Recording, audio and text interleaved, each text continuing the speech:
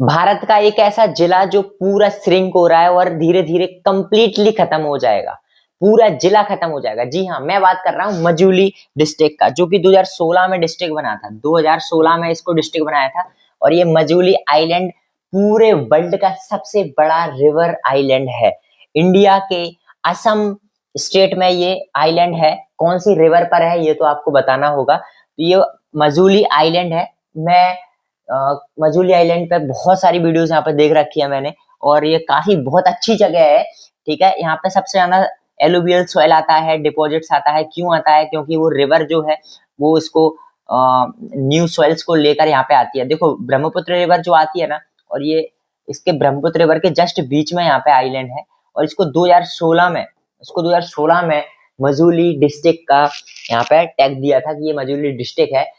पहले इसका जो एरिया था वो 1000 स्क्वायर किलोमीटर कुछ था, 1000 स्क्वायर था। अभी ये श्रिंक होते होते ओनली 400 बचा है, ओनली 400 ये बचा है। तो ये किसी दिन खत्म ही हो जाएगा।